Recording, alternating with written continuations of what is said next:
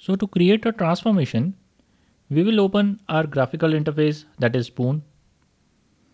You have to run the spoon.batch file or spoon.sh file depending on your operating system. I have Spoon open with me. In this, I'll go to File menu. In New, I'll select a transformation. You'll see a new tab for this new transformation. By default, it is titled Transformation 1. This blank slate is where we will draw the steps of our process. A lot of people draw the process on a piece of paper first. Our transformation is a simple one, so we will draw it here straight away. On the left, in the Design tab, you will find all the options of actions that PDI can take. We just need to pick the right actions and put them over here and then configure them correctly. So as discussed in the last lecture, our first step is to read the data which is kept in the sales folder. Let us check out our sales folder. You can see that in the sales folder, there is a file called furniture sales, and it is a comma separated values file, that is a CSV file.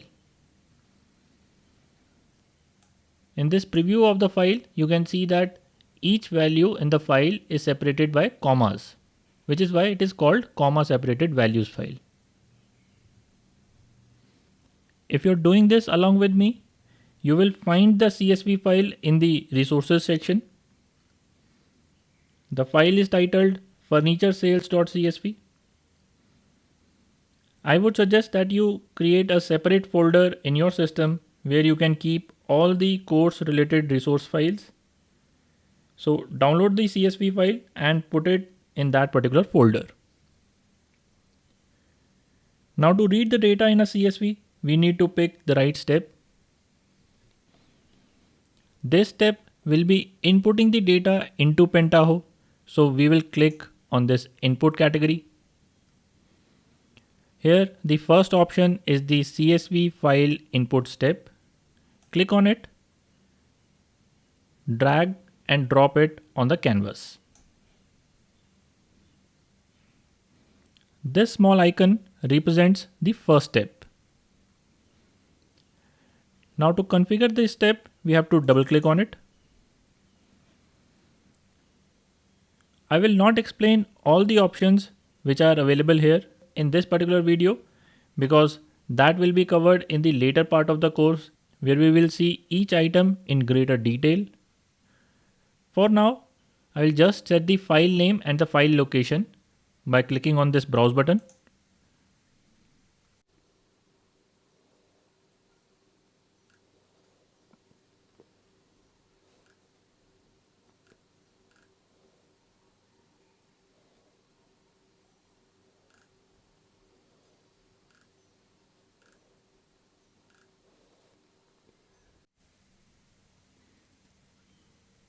You have to reach the location where you have kept the CSV file and select the CSV file and click on OK.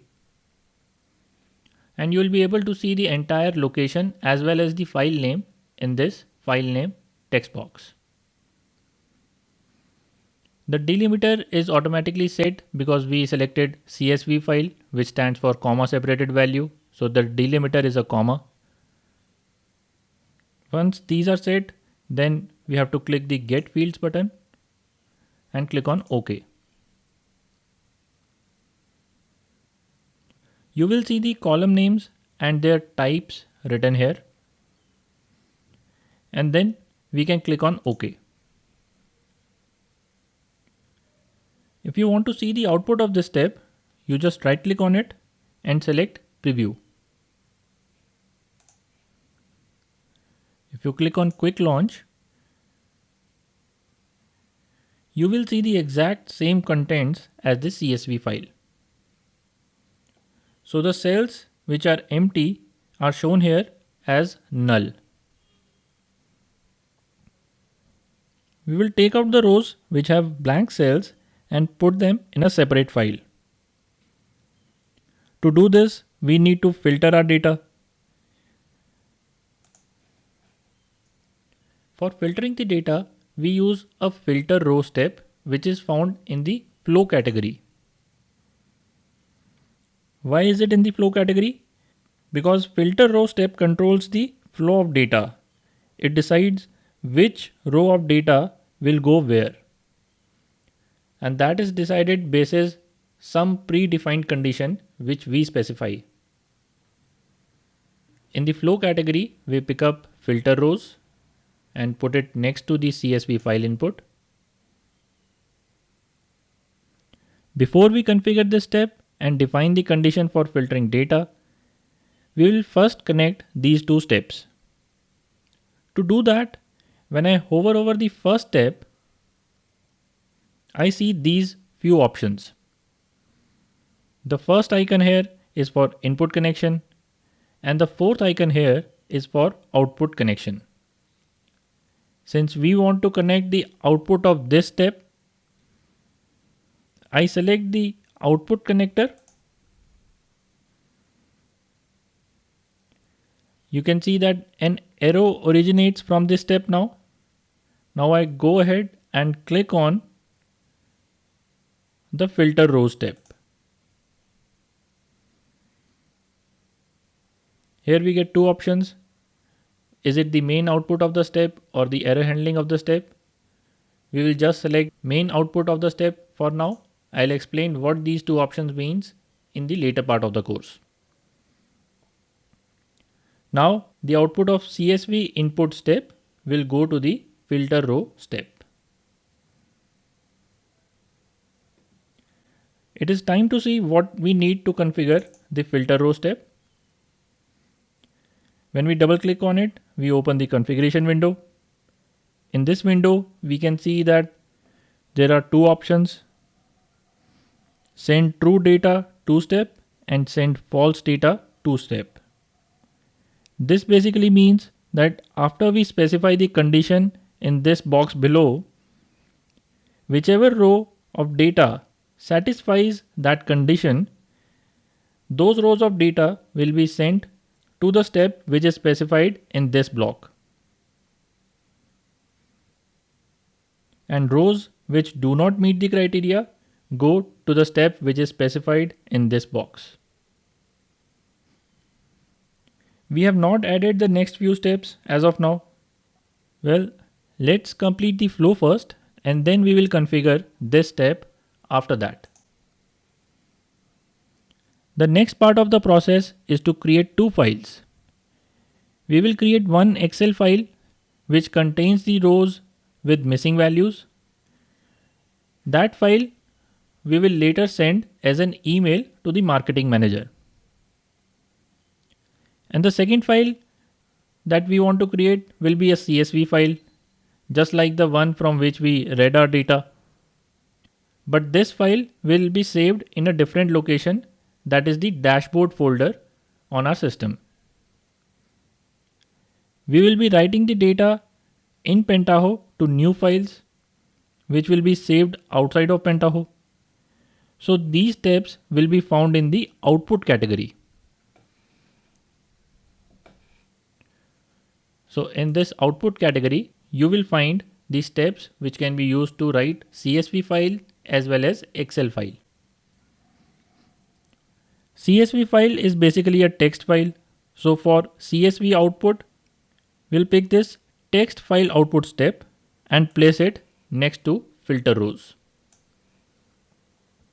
The second file that we want to create is an Excel file which can be created using Microsoft Excel output step. So I have picked up both of these steps, text file output and Microsoft Excel output, and I have put them next to the filter row step. Now let's connect the output of our filter row step to these two steps. We will again hover over the filter row step. This fourth option is output connector. We'll click on it. An arrow will originate which we will end at the text file output. Pentaho realizes that filter row step has two types of output. One where the condition is met, that is the result is true, and other where the condition is not met, that is result is false. The condition I am going to set is going to check that the values in the rows is not null. So rows which meet this condition should come to the text output file. Therefore, I select result is true option here. Correspondingly, in the Excel output step, I want those rows which do not meet the criteria. So I will select result is false here. So this is the entire flow of the process that we want to create in the transformation. We just need to configure these three steps now. Let's do them one by one. Let's first double click on the filter row step. These two options are filled now because we have created the connectors. We need to set the condition. I am setting the condition that the three variables which sometimes contain null value are not null. So this is how we will specify the condition. These three fields, product, region and date, these three might contain null value. So let us first select product. OK. Product is equal to, let us leave it blank. I want to specify the condition that product should not be null. So if I click on this box, it makes the condition that product is equal to not null. This is the first condition. Then the next condition we want to specify is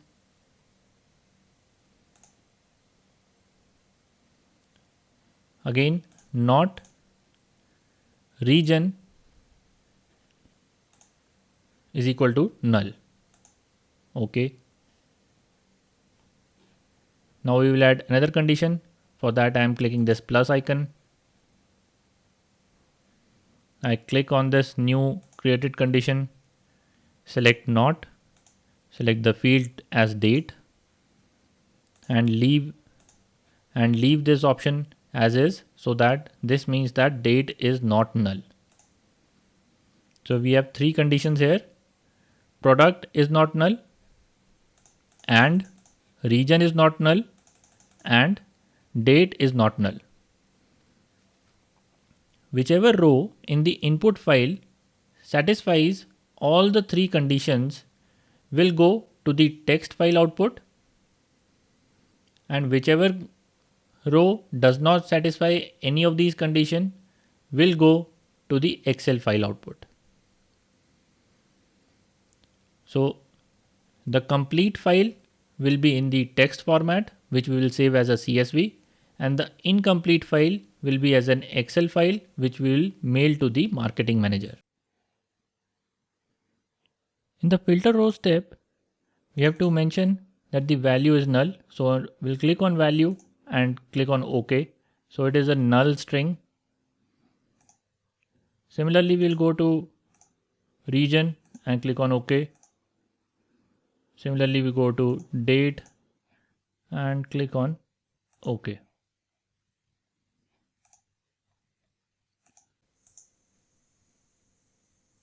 Now this step is configured. Next step is text file output. Let us double click on it to configure it. Here I'll just change the location where this file will be saved and the extension it will have, because I want a CSV file.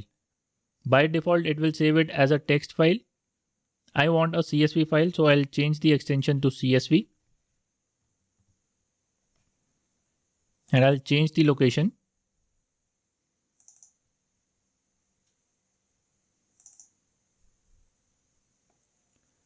We want to save the text file in the dashboard folder. So I have selected that particular location here.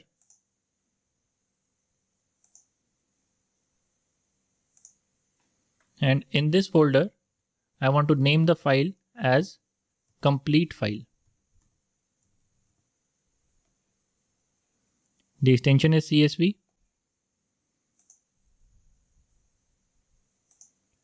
Then in the Fields tab, we need to specify all the fields that we want in the output file.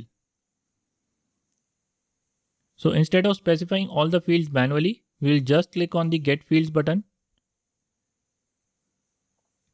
You can see that it has automatically fetched the fields coming from the previous step.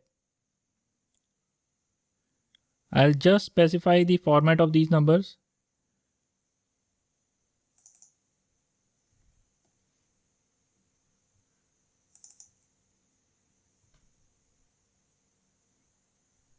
If you do not understand this representation, do not worry. I'll explain the representation also in the later part of the course. So now we can click on OK. Lastly, we have to configure the Excel output step. So let us double click on it. Again, we have to give the location of the file with file name which this step will create. So for that, we will browse.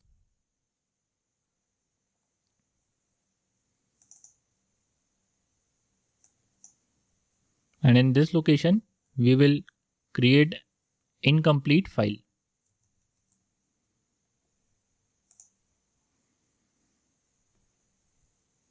This will be saved as an Excel file.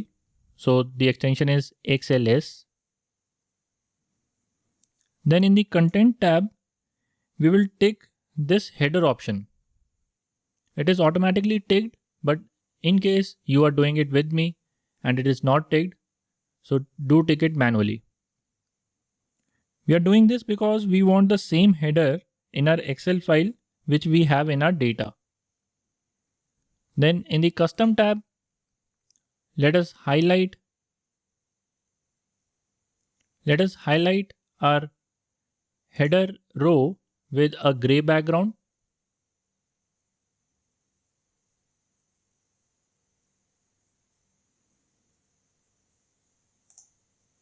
And with white font.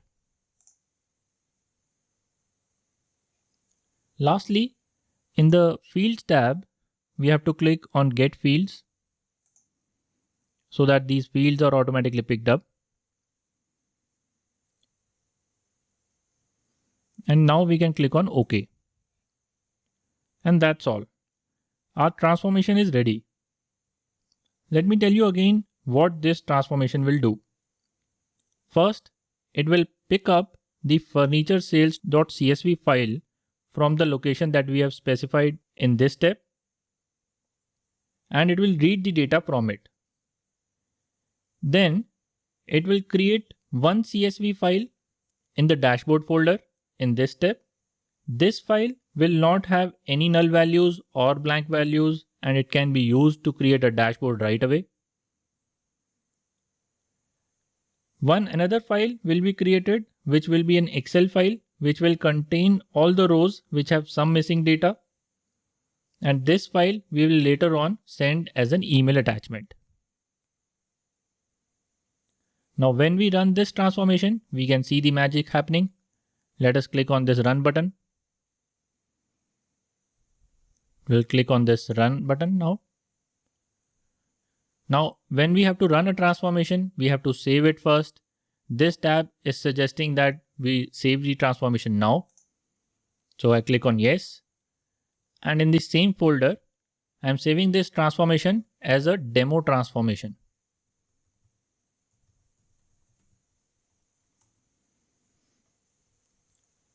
This transformation that I have created and I have saved in this folder will also be available to you in the resources section of the course.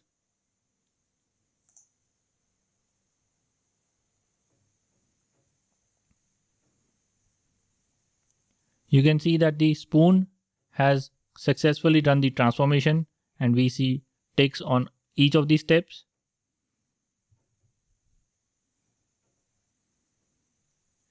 When I go to my folder, which I have specified for creating the files, I can see that there is one incomplete file created, and within the dashboard, there is one CSV file created. Let us open both of these files to check if they were created correctly. In this CSV file, the items which are supposed to be separated by a comma are actually separated by a semicolon. So we need to go and change that. Let us check the Excel file.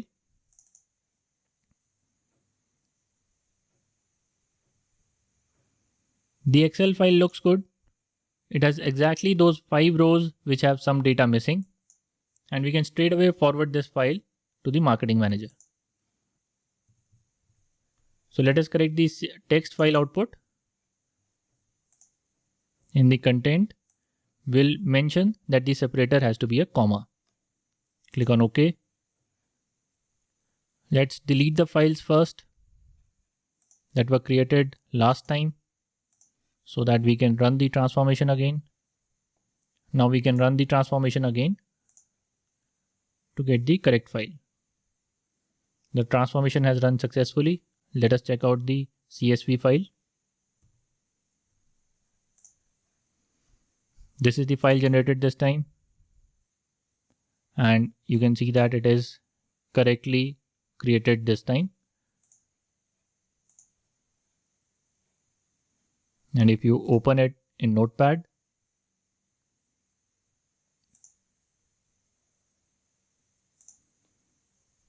you'll see that the individual items are separated using a comma. That is, it is a comma separated values file. With this, I hope you can appreciate how simple and powerful Pentaho is. We can get data from so many data sources, transform the data in a lot of ways, and then load the data to a new database with only a few clicks. It does not require a lot of low-level coding, and once the process is created, a lot of the repetitive tasks can be done using just a few clicks. I remember companies used to have people on payroll to do these tasks, and these tasks used to take so many man hours because they are repetitive and time-taking tasks. With ETL tools like Pentaho, companies are saving a lot of time and money involved in doing these tasks. In the next video, we will explore more powers which come with a PDI job. See you in the next video.